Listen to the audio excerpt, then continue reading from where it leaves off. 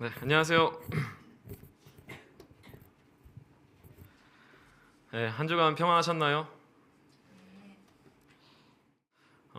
무더위 가운데에서 다들 아마 땀이 아직도 외출 시에 많이 나실 것 같습니다. 네, 그래도 조금씩 풀리고 있는 것 같기는 합니다. 어, 지난 수요일이 이제 입추였기 때문에 그런지 입추 어쨌든 지나니까 그래도 조금씩 풀리는 것 같습니다. 어, 날씨가 지금 점점 이제 풀리면서 아마 이제 짜증 지수도 좀 많이 내려가고 조금 이제 쾌적한 날씨가 찾아올 것 같습니다. 날씨가 풀리는 것처럼 이번 안식일에 우리 마음도 하나님 안에서 많이 풀리시는 하루 되셨으면 좋겠습니다. 한 주간 각자 계신 곳에서 나름대로 또 힘써 사시다가 이곳에 다시 모여서 함께 하나님의 말씀을 살펴볼 수 있게 해주신 하나님께 감사합니다. 최근 들어서 지금 명노상 집사님이 인사해 주신 것처럼 코로나가 다시 유행하고 있다고 합니다. 우리 진리의 뿔교회에서도 코로나로 인해서 조금 힘들어하신 또 고통 당하신 분들이 있으셨고 또 지금도 있으실 줄을 압니다. 코로나 여파가 그래도 지금보다 이제 5년 전에는 심했지만 지금은 그래도 그렇게 크지는 않은 것 같습니다. 우리가 이럴 때일수록 야고보서 5장 15절의 말씀 아마 다들 아실 겁니다. 믿음의 기도는 병든 자를 구원하리니 주께서 그를 일으키시리라. 이 말씀 의지하여서 우리가 더욱더 아프신 분들 위해서 우리가 서로 기도하는 우리 진리의 성도님들 되셨으면 좋겠습니다. 코로나 발생한 것이 약 5년 전입니다. 그래서 이제 19죠. 코로나 19. 19년도에 발생해서 사실 만으로 5년은 안 됐지만 대충 5년 정도 이제 지났습니다.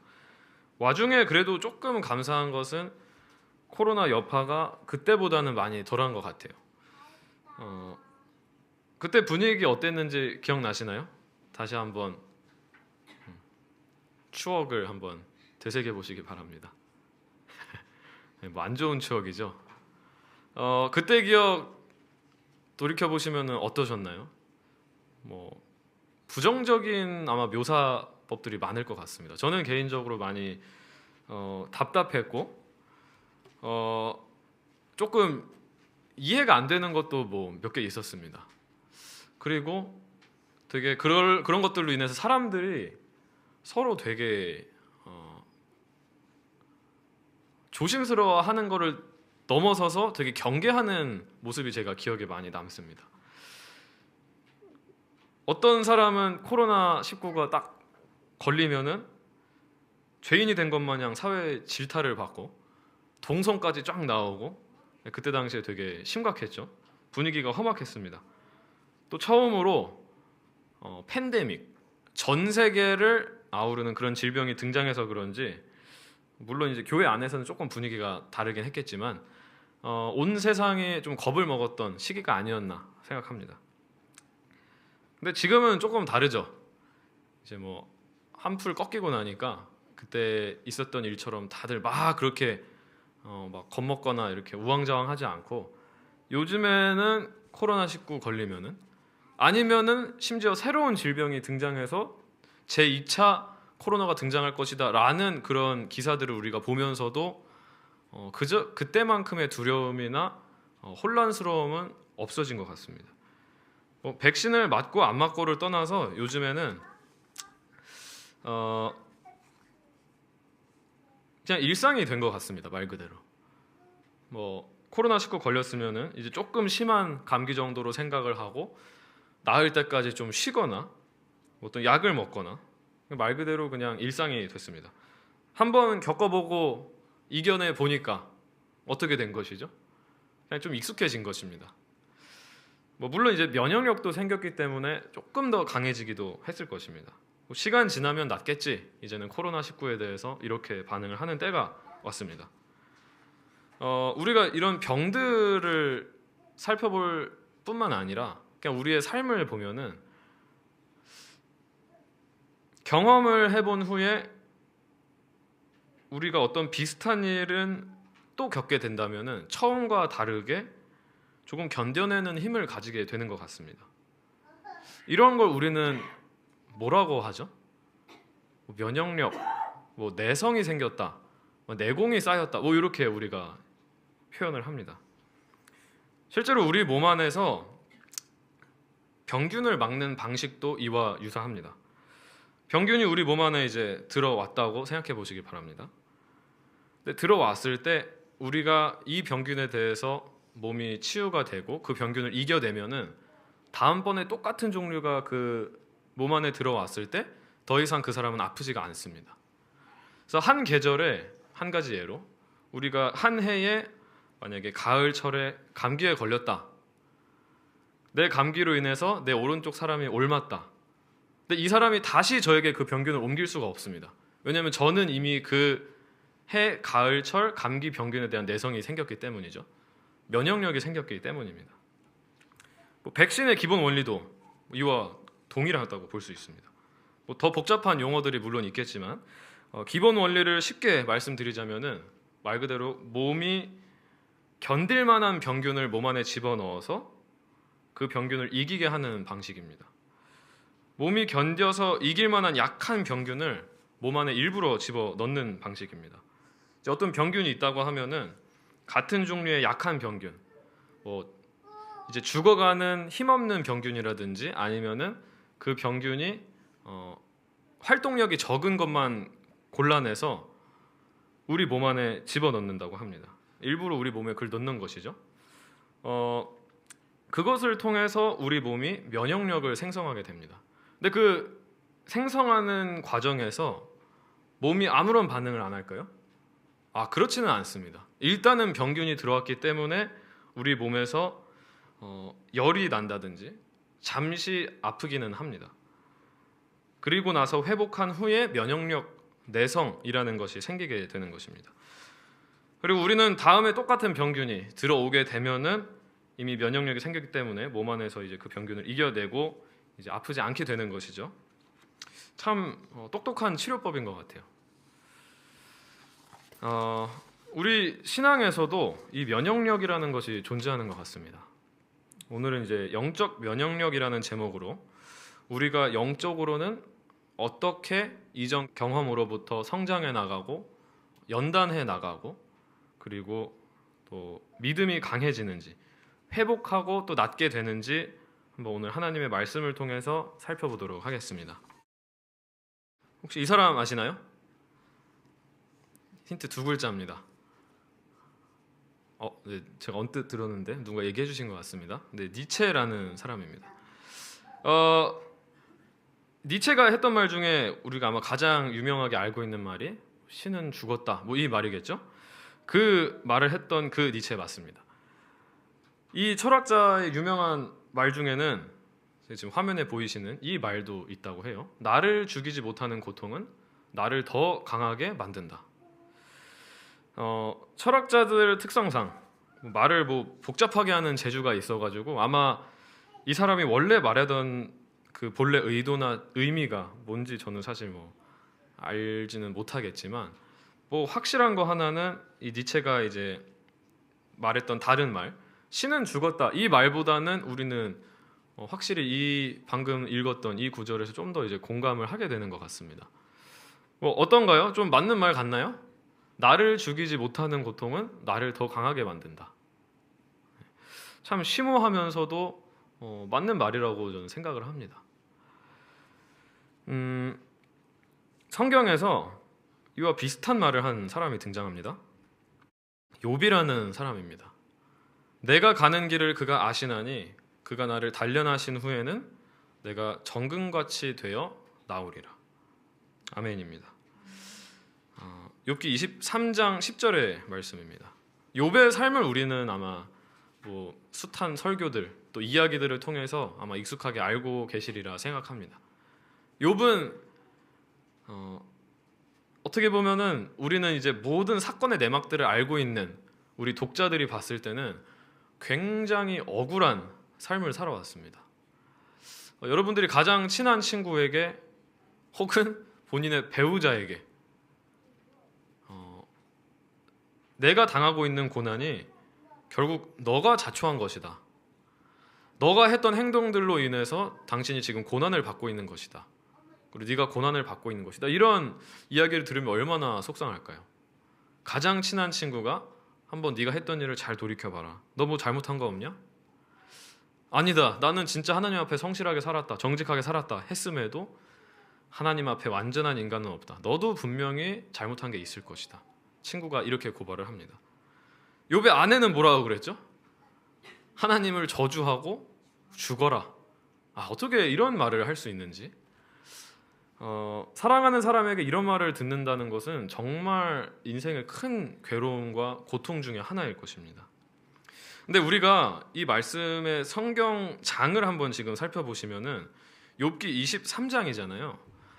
이때 욥이 이 말을 했다는 것은 굉장히 우리에게 교훈을 주는 부분입니다. 욥기가 총 42장으로 이루어져 있습니다. 욥기 뒷부분에 가서야 이제 하나님이 나타나셔서 오해를 풀어주시고 친구들에게 설명을 해주시고 욥이 결코 그런 사람이었기 때문에 고난을 받은 것이 아니다라는 것을 해명해 주시기까지는 시간이 훨씬 많이 남았습니다. 23장은 거의 책의 중간 부분으로서 한창 욥이 고통 중에 있을 때이고 친구들에게 쓴소리를 들으면서 친구들과 언쟁을 하던 그런 때인 것을 우리가 생각해 볼 필요가 있습니다. 이 말씀을 보면 근데 욥은 뭐라고 하고 있죠? 단련이라는 말을 사용합니다. 단련. 본인이 잘못했든지 안 했든지 간에 본인에게 닥쳐온 이 고난을 욥은 단련이라고 인지를 하고 있다는 것을 우리가 주목해 볼 필요가 있습니다. 그리고 나서 그것에서 한 번 더 나아가서 본인의 믿음을 고백을 하죠. 내가 정금같이 되어 나오리라. 내가 이 고난을 통해서 이 단련을 통해서 나는 더 정금 같은 사람이 될 것이다. 나는 단련이 될 것이다. 이렇게 이야기를 하고 있는 욥입니다. 신약 성경도 한번 살펴볼까요? 베드로라는 인물입니다. 베드로도 그의 사랑하는 형제들에게 쓴 편지, 베드로전서에서 이야기하기를 연단에 관하여서 이렇게 설명을 하고 있습니다. 사랑하는 자들아, 너희를 연단하려고 오는 불시험을 이상한 일 당하는 것 같이 여기지 말고 오히려 너희가 그리스도의 고난에 참여하는 것으로 즐거워하라. 이는 그의 영광을 나타내실 때에 너희로 즐거워하고 기뻐하게 하려 함이라. 아멘. 베드로는 그의 사랑하는 교회들, 사랑하는 형제들, 본인이 목양하고 있는 그 성도들을 향해서 연단하려고 오는 불시험을 이상하게 여기지 말라고 합니다. 오히려 즐거워하라라고 이야기를 하고 있습니다. 앞서서 세 인물을 살펴봤습니다. 니체, 욥, 그리고 베드로 이렇게 세 명을 살펴봤습니다. 이 세 명의 공통점이 무엇일까요? 지금 어떠한 주제에 관해서 이야기를 하고 있죠? 네, 고통입니다. 삶의 고난들에 관련해서 이 세 인물은 이야기를 하고 있습니다. 니체는 하나님에 관한 존재는 알았지만 신실한 그리스도인은 아니었습니다. 그러니까 그리스도인을 모르는 사람이든 하나님을 아는 사람이든 인생에서 고난이 있다는 것은 다 알고 있습니다. 이것은 길에서 누군가를 잡고 물어봐도 다 동의할 만한 내용입니다.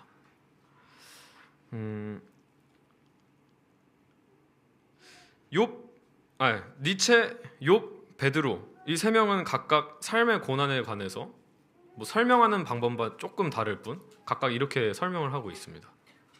고통이다. 그리고 단련이다. 연단하려고 오는 불시험이다. 사실 이 인물들 외에도 성경에서 정말 많은 성경 인물들이 또 성경의 저자들이 삶의 고난들에 관해서 이야기하고 또 설명하고 있는 것을 우리가 알 수 있습니다. 이 시간에는 함께 삶의 고난들을 이겨내는 게 과연 어떤 것인지 하나님의 방법으로서 봤을 때 우리가 이 삶의 고난을 이겨내는 방법은 어떻게 우리가 이겨내야 하는 것인지 한번 살펴보도록 하겠습니다. 조금 이제 옛날 옛적 이야기로 한번 가보겠습니다. 이스라엘 백성들이 애굽으로부터 나오고 있는 장면입니다. 성경책 배경은 민수기입니다. 민수기 21장 4절의 말씀. 백성이 호르산에서 출발하여 홍해길을 따라 에돔 땅을 우회하려 하였다가 길로 말미암아 백성의 마음이 상하니라. 백성들 무리는 호르산에서 최근에 그 백성들의 지도자인 아론을 장사하고 이제 30일 동안 산 밑에서 슬퍼하고 애곡하여 주다가 이제 다시 가나안을 향하여서 출발하려던 그런 시기입니다. 근데 이제 에돔 땅을 통해서 가면은 바로 이제 가나안으로 직진을 해서 갈 수가 있는데, 에돔 땅에 거하고 있는 에돔 족속, 그러니까 에서의 후손이죠. 에돔 족속이 이 이스라엘 백성들에게 통행 금지다, 너네 이 길로 통과하지 말아라, 이렇게 허가를 주지를 않게 됩니다. 근데 길을 이제 그러면은 짧은 거리를 이제 돌아가야 되는 것이죠. 그래서 이제 우회하여 돌아가게 됐는데, 그 우회하는 길이 마침 길도 험하고 건조했기 때문에 백성들의 마음이 상하였다, 이렇게 4절은 이야기를 하고 있습니다. 이어서 5절입니다. 백성이 하나님과 모세를 향하여 원망하되 어찌하여 우리를 애굽에서 인도해내어 이 광야에서 죽게 하는가? 이곳에는 먹을 것도 없고 물도 없도다. 우리 마음이 이 하찮은 음식을 싫어하노라 하매.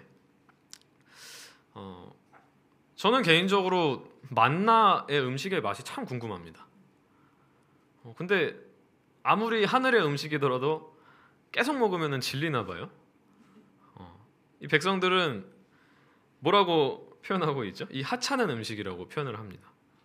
그리고 하나님께서 끊임없이 그들이 목마를 때 물을 내어주시고 물 있는 곳으로 인도해 주시고 갈증으로 인해서 큰 피해를 당하지 않도록 인도해 주셨고, 옷도 심지어 헤어지지 않게 하셨고 신발도 헤어지지 않게 인도하여 주셨는데 이렇게 불평을 하고 있는 것입니다. 부조와 선지자 기록을 보면은 이 5절에 대해서 이제 이렇게 설명을 하고 있습니다. 이스라엘 백성들은 불만의 정신에 빠져서 축복에서까지도 결점을 찾으려고 하였다. 아주 중요한 내용이죠. 축복에서까지도 결점을 찾으려고 하게 만드는 정신이 바로 불평불만의 정신인 것입니다. 출애굽은 어떤 사건이죠? 출애굽. 그러니까 말 그대로 노예였던 사람들을 하나님께서 이끌어내셔서 더 이상 노예 생활하지 말고 너네가 자유롭게 주권을 가지고 살아라. 하나님인 나를 믿고 너네가 나라를 독립해서 따로 살아라. 정말 말도 안 되는 자유를 주신 그런 사건이었습니다. 불만의 정신은 이렇게 축복 가운데서도 결점을 찾게 하는 정신인 것입니다. 불만을 가지고 있을 때 이제 또 어떤 일이 일어나게 되는지 한번 6절 이어서 보겠습니다. 여호와께서 불뱀들을 백성 중에 보내어 백성을 물게 하심으로 이스라엘 백성 중에 죽은 자가 많은지라. 불평불만하니까 하나님께서 너네 이거나 먹어라 하면서 불뱀 보내신 걸까요?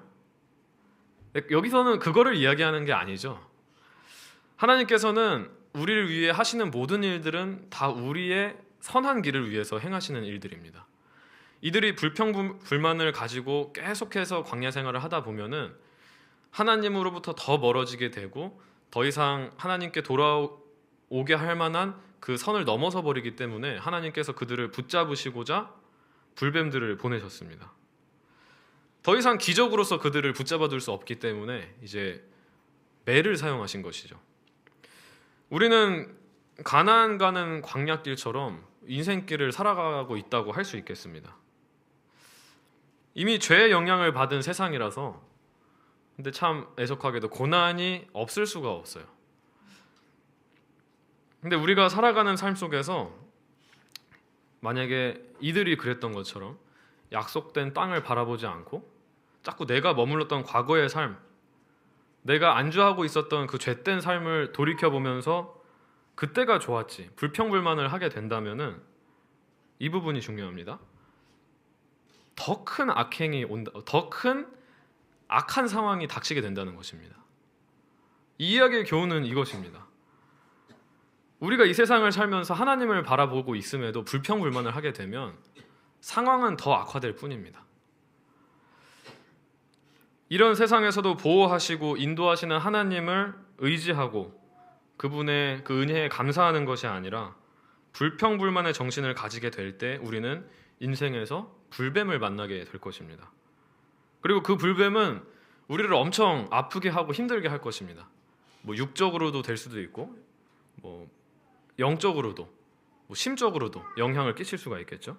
하나님께서는 다시 그분께로 돌이키게 하기 위한 방책으로 이제 불뱀들을 보내시게 됩니다. 그러자 백성들이 이제 다행히도 뭐라고 하는지 보겠습니다. 부조 선지자 기록에 보시면 백성들은 이제 하나님 앞에 스스로 겸비하였다. 그들은 모세에게 나와 죄를 고백하고 탄원하였다라고 기록을 하고 있습니다. 하나님이 그래도 다행히 하나님이 계획하셨던 대로 백성들은 서로를 돌아보면서 아픈 사람이 있으면 아직 안 아픈 사람이 아픈 사람을 보살펴주고 하는 그런 가운데에서 우리가 정말 잘못했구나라는 것을 느끼고 겸비하게 됩니다. 그리고 모세에게 나와서 우리가 잘못했습니다 하면서 모세에게 한 가지 부탁을 하게 됩니다. 이 뱀들을 우리에게 떠나게 하소서라고 합니다. 우리가 여호와와 당신을 향하여 원망함으로 범죄하였으니 여호와께 기도하여 이 뱀들을 우리에게서 떠나게 하소서. 모세가 백성을 위하여 기도하매 라고 21장 7절에 이어서 기록을 하고 있습니다. 백성들이 어떤 거를 요구를 하고 있는 것이죠? 뱀을 없애달라 이렇게 요청을 했습니다. 우리가 고난길을 지나갈 때 불평불만 가운데서 상황이 더 악화됐을 때 왜 우리에게 이런 고난을, 왜 나에게 이런 고난을 주십니까? 기도할 때가 있습니다. 이 고난을 저에게서 빨리 제하여 주시옵소서 기도할 때가 있습니다. 근데 그때 하나님께서 뭐라고 하시는지 이어서 살펴보겠습니다. 여호와께서 모세에게 이르시되 불뱀을 만들어 장대 위에 매달아라. 물린 자마다 그것을 보면 살리라. 정말 아멘입니다. 조금 이상한 내용이죠, 사실. 제단을 쌓고 하나님께 회개 제물을 드려라. 이렇게 명하시지 않으셨습니다. 아니면은 뭐 뱀의 형상이 아니라 예수님을 진짜 상징하는 양의 형상을 만들어라 하실 수도 있었을 거예요. 그렇게 명령하시지 않고 그들이 정말 고통스러움을 당하고 있던 그 원인, 그 뱀을 만들라고 하시는 것입니다.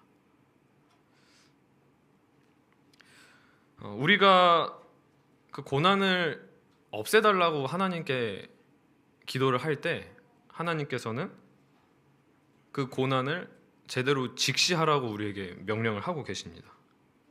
그래야 회복이 되고 그것이 하나님의 회복의 방법이고 우리가 더욱더 강해지는 방법이기 때문입니다.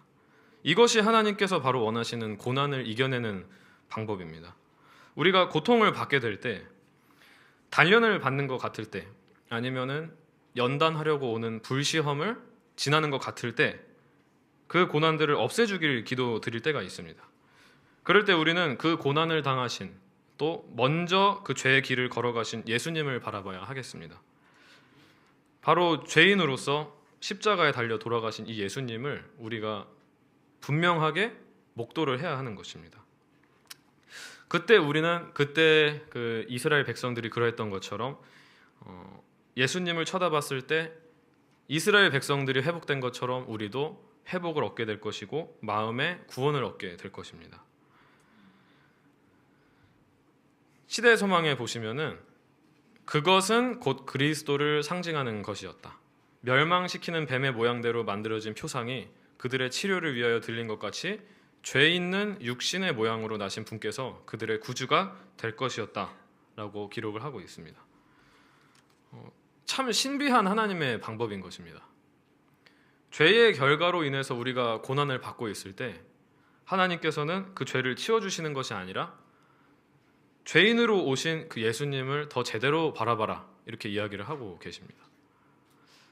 우리에게 온 그 고난의 문제들, 그 고통의 문제들, 그 시험의 문제를 더 확실하게 직면하라고 하나님은 이야기를 하시는 것입니다. 인생의 광야길을 우리가 지나고 있습니다. 우리는 약속된 땅을 바라보면서 걸어가야 하는 존재들입니다. 뭐 시대만 다르고 조금 이제 실제적인 것만 다를 뿐이지 우리가 표상적으로 비유적으로 이스라엘 백성들의 때와 다를 것이 없는 그런 하늘 길을 향해 가는 백성들인 것입니다. 하늘을 향해서 우리는 걸어가고 있습니다.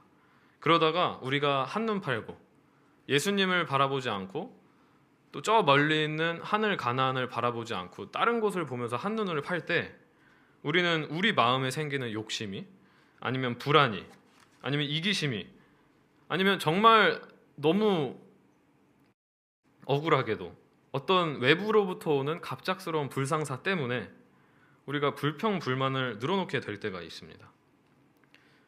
그때 뭐가 찾아온다고요? 바로 불뱀이 찾아오는 것입니다. 야고보서에 보시면은 우리가 당하는 시험은 무엇 때문이라고 이야기를 하고 있죠? 우리의 욕심 때문이라고 이야기를 합니다. 우리에게 오는 고난들, 우리 마음에 있는 번민들, 걱정들은 우리가 스스로 자초하는 일입니다. 김대서 목사님 종종 하시는 말씀이 생각납니다. 스스로와 싸워라.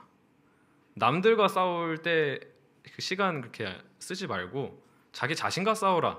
이 말씀을 저는 듣고 나서 정말 그리스도인의 삶을 잘 압축하고 있는 문장이다. 이렇게 생각을 했던 적이 있습니다. 우리의 마음, 우리가 겪은 그 고난들, 그 불뱀들로 인해서 우리의 마음이 뒤흔들리고 불안하고 무서울 때가 있습니다. 머리로는 정말 정확하게 이것이 나에게 오는 시험인 걸 알면서도 어쩔 수 없이 인간적인 마음으로 우리 마음이 흔들릴 때가 있습니다. 사실 정말 수도 없이 일어납니다. 그리고 완전 이제 괜찮은 것처럼 느껴질 때 또 새로운 방법으로 나에게 그런 고난들이 찾아오기도 합니다. 때때로는 그 불뱀의 독이 너무 심해가지고 생명의 위협이 느껴질 때도 있을 겁니다. 그럴 때마다 우리는 어떻게 해야 된다고 이 민수기의 이야기는 이야기하고 있죠. 예수님을 바라보고 놋뱀을 바라보고 우리의 마주친 그 고난을 예수님을 통하여 바라보라고 이야기하고 있는 것입니다. 우리는 왜 제게 이런 시련을 주시냐고 이제 기도를 합니다. 힘이 드니까 이 고난으로부터 건져내 달라, 구원해 달라 이게 구합니다. 그때 예수님은 그 고난을 바로 제거해 주시지 않으십니다. 우리가 예수님을 통해 영적인 면역력을 얻는 것도 하나님께서 우리에게 더 강해지길 원하시기 때문인 것입니다. 우리는 그저 놋뱀을 쳐다보고 예수님을 쳐다보면 되겠습니다. 예수님을 바라본다면 회복이 될 것이고 생명의 구원을 얻게 될 것입니다. 우리가 예수님을 바라본다는 것 너무나도 사실 많이 들었던 이야기고 머리로 많이 알고 있는 내용입니다. 그런데 정말 마음속 깊이 지금 이 시간 다시 한번 다짐하게 된 우리가 되길 소망합니다.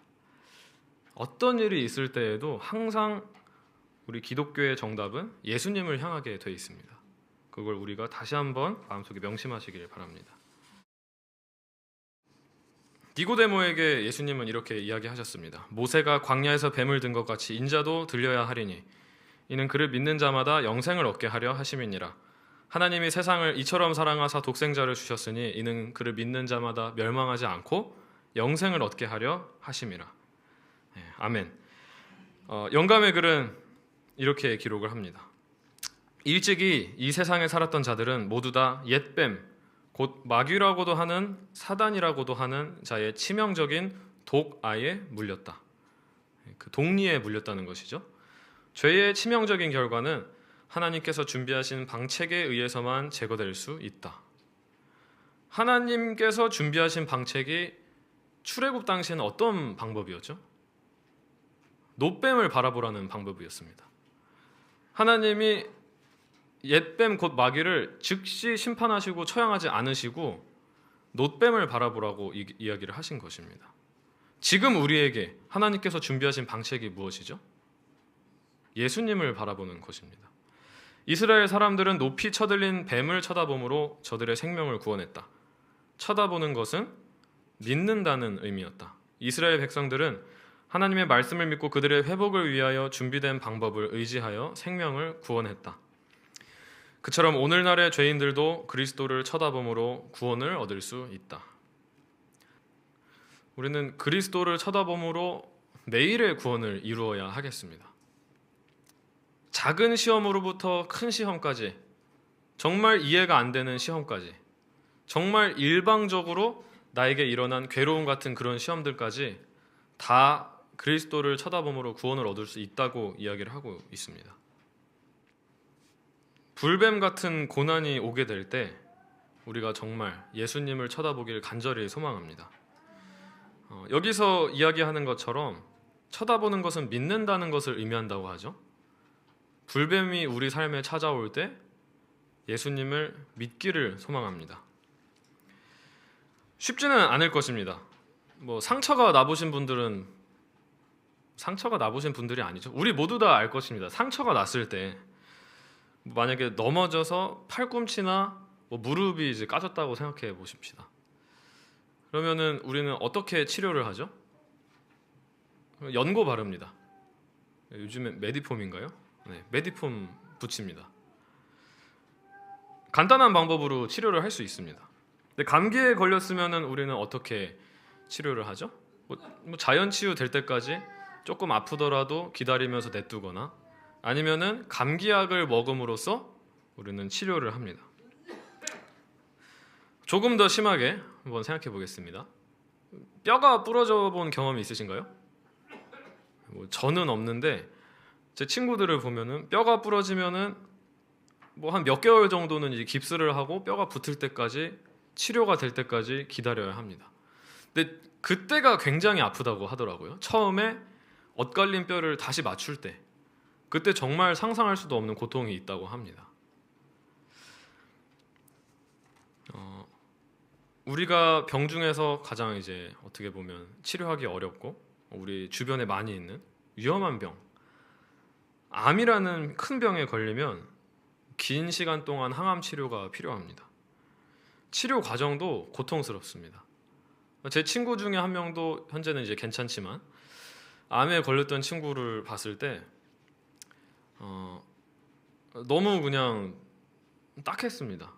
머리도 다 빠져서 모자를 쓰고 있고 눈썹도 다 빠지고, 원래 그렇게 야윈 친구가 아니었는데 몸도 홀쭉해지고, 그리고 치료하는 과정도 굉장히 아프다, 실제로 이제 아프다는 표현을 사용했습니다.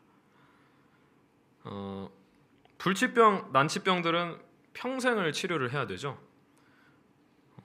어떤 약물을 써서 그래도 그나마 좀 늦추거나 아니면은 증상을 완화하는 정도의 밖에 사용할 수 없는 약이 있습니다. 우리가 큰 병이면 큰 병일수록 치료하는 과정이 고통스럽고 그 시간이 오래 걸리기 마련입니다. 그리고 굉장히 어렵습니다. 우리가 걸린 이 죄라는 병이 바로 정말 어려운 병입니다. 병 중에서도 가장 심각한 병이고 가장 치료하기 어려운 병이라고 할 수 있겠습니다. 그래서 치료 과정이 매우 고통스럽습니다. 때로는 정말 차라리 그냥 이 죄로부터 벗어나고 싶어서 그냥 포기하고 싶을 때가 있고, 그냥 치료약을 거부하면서 그냥 내가 혼자서 그냥 이 죄를 받아들이고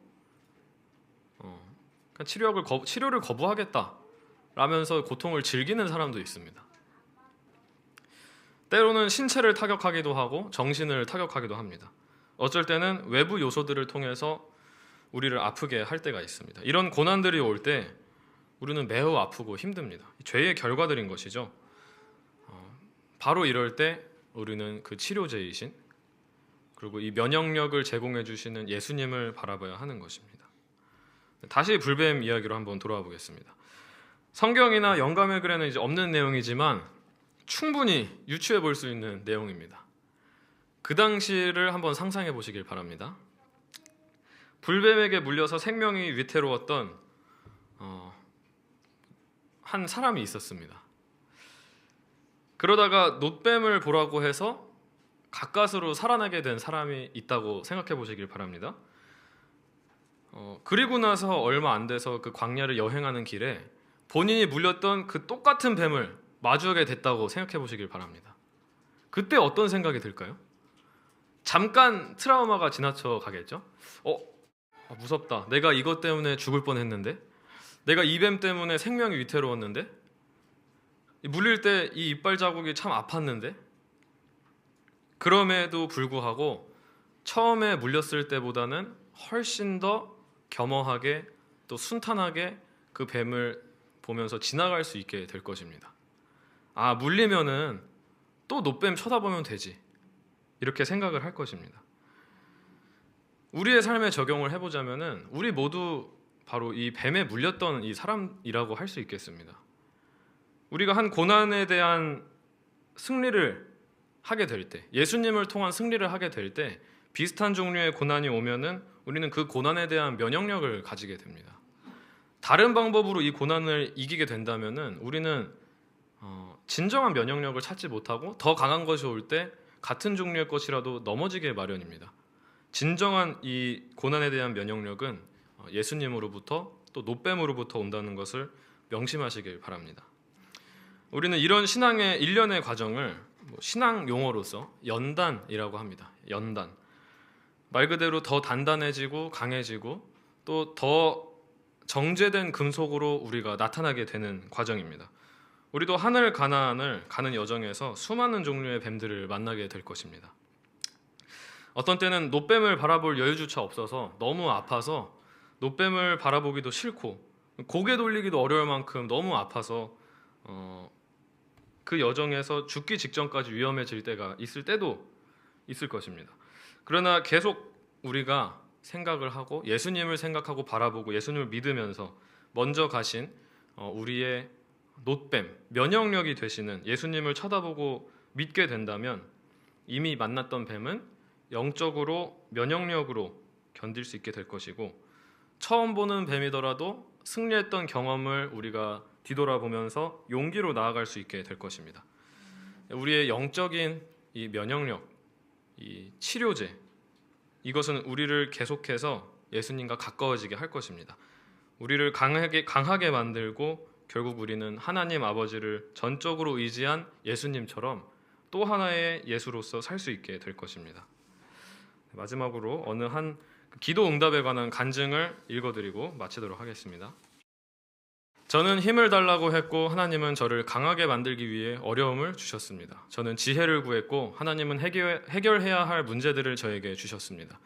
저는 용기를 달라고 했고 하나님은 제게 극복해야 할 위험을 주었습니다. 제게 사랑하는 마음을 달라고 했고 하나님은 저에게 사랑이 필요한 사람들을 보내주셨습니다. 제 기도는 응답받았습니다. 이 기도 응답에 관한 이 간증이 우리의 고백이 되기를 간절히 바랍니다. 우리 모두 신체의 면역력만 생각하는 것이 아니라 우리의 영적인 마음의 면역력도 생각하고 또 강해져서 육적으로 영적으로 튼튼해지는 진리의 불교의 모든 성도님들이 되기를 바라면서 모든 말씀 마치도록 하겠습니다. 감사합니다.